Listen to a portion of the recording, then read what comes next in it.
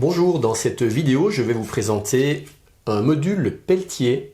C'est un module dit thermoélectrique qui permet, pour faire très simple, d'obtenir du froid à partir de l'électricité. C'est pourquoi on pourra le retrouver notamment dans des petites glacières.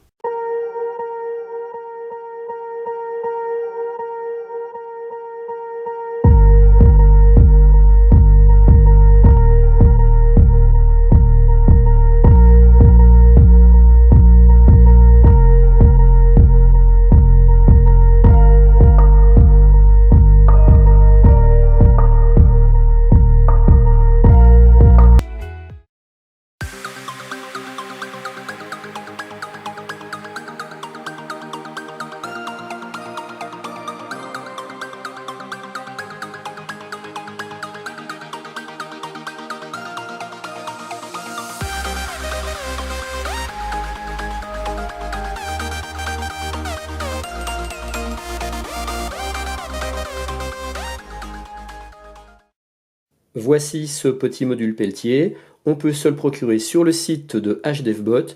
Je vous mets un lien dans le descriptif de cette vidéo. Avant de voir de près ce module, je vous explique brièvement son principe de fonctionnement. Les modules Peltier mettent en œuvre la thermoélectricité, qui consiste en la conversion directe d'énergie thermique en électricité et inversement d'énergie électrique en énergie thermique. Pour permettre ce phénomène, on utilise deux matériaux conducteurs, A et B, de nature différente, qui sont reliés par des jonctions, et si on envoie un courant électrique dans ce circuit, une jonction va chauffer pendant que l'autre jonction va refroidir. Donc quand on dit qu'un module Peltier sert à faire du froid, c'est pas si simple. En réalité, le module Peltier ne va pas créer du froid, il va déplacer des calories d'une jonction à l'autre. En clair, ça veut dire que le module Peltier va avoir une face qui va se refroidir, pendant que son autre face va se réchauffer. Car les calories seront bel et bien transportées d'une face sur l'autre. En résumé, on peut dire que le module va prendre de la chaleur d'une face pour la rebalancer sur son autre face. Et la quantité de chaleur déplacée, eh bien, elle sera proportionnelle à l'intensité du courant qu'on va envoyer dans le module. On parle de 10 watts de chaleur transportée par ampère de courant consommé. Donc par exemple, si on envoie un courant de 5 ampères, on pourrait déplacer 50 watts de chaleur. Et comme évoqué juste avant, le module Peltier a la particularité d'être réversible. Quand on envoie de l'électricité dans le module Peltier, on va avoir une face qui va se refroidir pendant que l'autre face va se réchauffer. Et bien à l'inverse, si on soumet les deux faces du module Peltier à des températures opposées, on obtient un petit courant, mais son rendement sera faible. C'est pour ça que j'en parlerai pas dans cette vidéo. Alors les deux faces d'un module Peltier étant très proches l'une de l'autre, on peut se douter que si une des deux faces se met fortement à chauffer, la chaleur, si elle n'est pas évacuée ou dissipée, elle aura vite tendance à revenir sur l'autre face qui est censée être froide. Et donc du coup, elle va se réchauffer. Et au final, on se retrouvera avec deux faces qui seront quasiment chaudes. Donc aucun intérêt.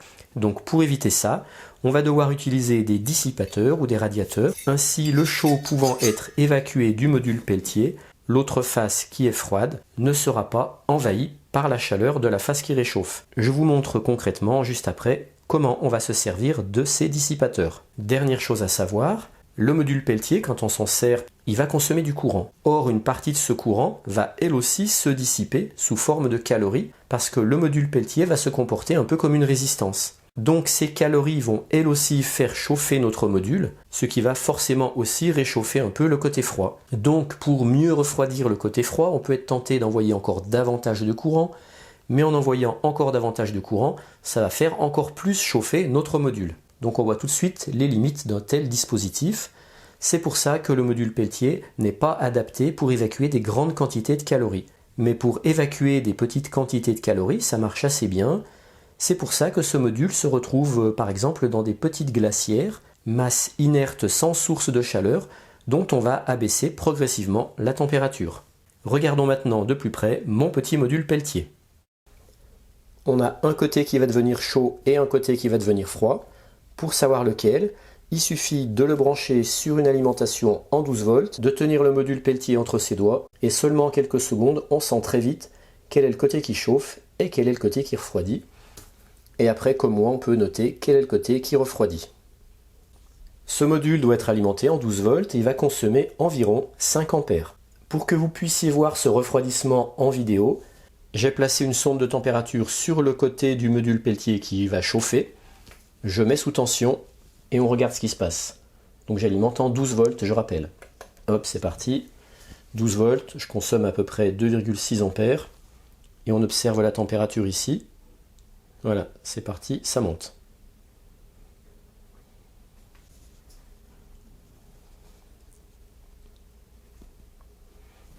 Et là, ça monte assez vite. On peut observer ici la consommation, je suis à peu près sur du 2 ampères. Voilà, là ça monte très vite. Donc là je vais le couper parce que comme j'ai pas de dissipateur, je ne voudrais pas que ça me fasse fondre des fils. Je coupe. Donc là moi je sens le chauffer. Et on voit qu'on est déjà pratiquement avec l'inertie pas loin de 40 degrés.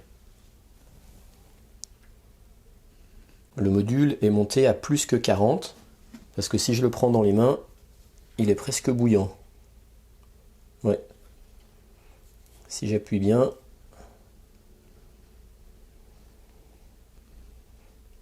il est monté, je pense, à pas loin de 50 degrés. Là, c'est le temps d'inertie de la sonde qui fait que c'est un peu long à monter. Mais en fait, je pense qu'il est à plus de 50 degrés. Et là, en le tenant dans les mains, je me rends compte que l'autre côté qui est censé être froid, qui est censé faire du froid, eh bien, il est également chaud. Parce que c'est ce que je vous expliquais tout à l'heure. Quand il n'y a pas de dissipateur, le côté chaud finit par envahir tout le module. Et du coup, on n'a plus l'effet Peltier. Maintenant, j'ai mis la sonde sur le côté froid. Je mets sous tension et on regarde ce qui se passe. Là, on est à 22,7. Donc on voit que ça baisse. Je vais essayer d'appuyer bien dessus.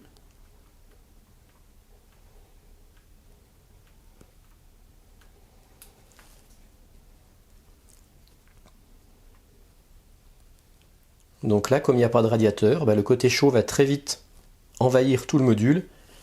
Et on va voir que la baisse, voilà, c'est terminé. Et maintenant, ça repart à la hausse. Parce que le côté chaud est en train de réenvahir le côté froid. Donc on comprend tout de suite que sans radiateur ou dissipateur, on n'arrivera jamais à obtenir vraiment du froid avec un module Peltier. On va donc venir fixer un radiateur ou un dissipateur sur le côté qui chauffe, comme ça, mais il faudra également utiliser une pâte thermique qui sera conductrice, qui permettra de bien conduire la chaleur du module vers le dissipateur. Et ensuite je viens appuyer sur le module pour bien répartir la pâte partout. La face froide, elle est dessus, c'est bien la face qui chauffe que je suis venu relier au radiateur. Allez, nouvel essai, sonde de température, côté froid, avec radiateur, côté chaud, c'est parti.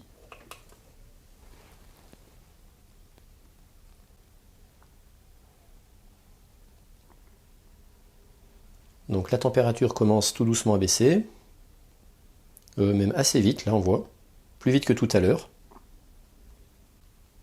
On voit que je consomme 2,67 ampères, et là j'ai déjà perdu 6 degrés. Je vais voir si je sens le froid. Ah oui, c'est vraiment glacé. Je vais appuyer sur la sonde de température pour augmenter la conduction thermique. Voilà, donc là on voit bien quand même l'effet refroidissement. On a déjà perdu plus de 10 degrés. C'est impressionnant la différence de rendement avec ou sans dissipateur. C'est impressionnant. Donc on va voir jusqu'à quelle température on arrive à descendre.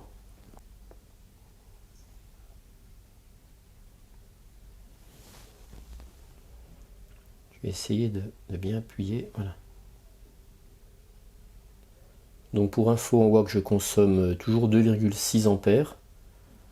Donc là, je ne comprends pas bien parce qu'il était donné pour une consommation de 5 ampères. Et en fait, moi, je consomme jamais plus de 2,6 ampères. Donc là, je suis à 5 degrés maintenant. Voilà, on voit que l'effet froid est terminé quasiment. On est à 5,5 degrés. Et la température maintenant ne baisse plus.